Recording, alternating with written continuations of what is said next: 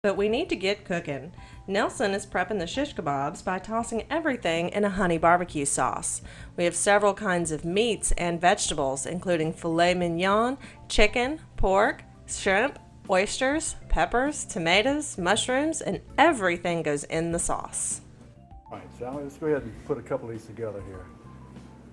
I'm going to start off with the bell pepper, just to give it some strength on the end there, and then move over to pretty much anything you want to put.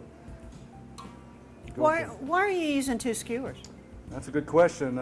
If you've ever barbecued these things before, you realize when you go to pick it up that it spins all over the place. It just makes it a little bit difficult. This gives you something to grip onto and go back and forth.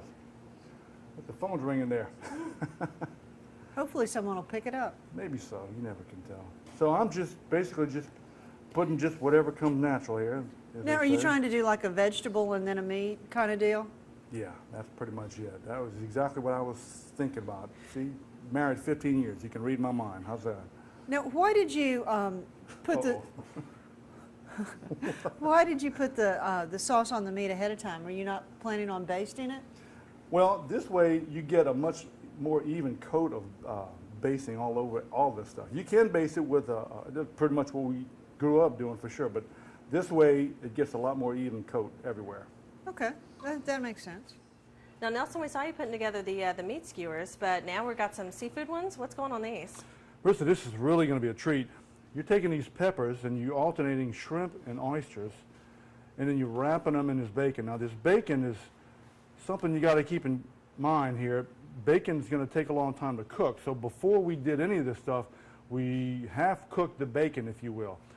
That way, it'll cook at about the same speed. How's that? Same rate. Mm-hmm. And then we're just going to skewer them on there like that.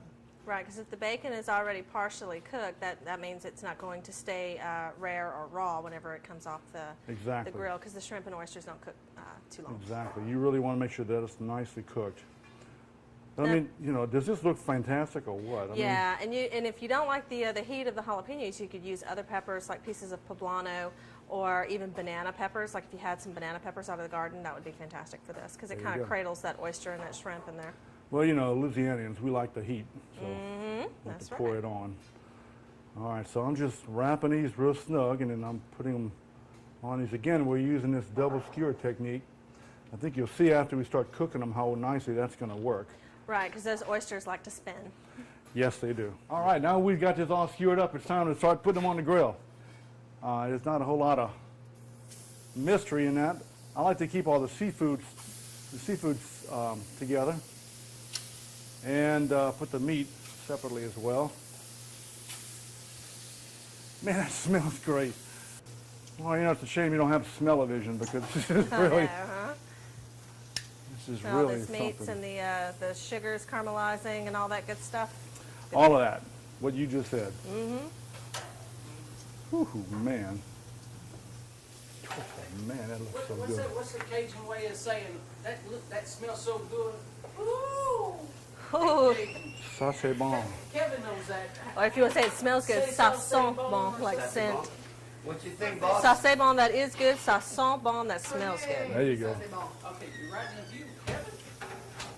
You know what, Boudreaux? All right, Mr. Nelson, say that. Say bon. Ça, he said. Ça c'est bon, hein? There you Oh, go. mon Dieu.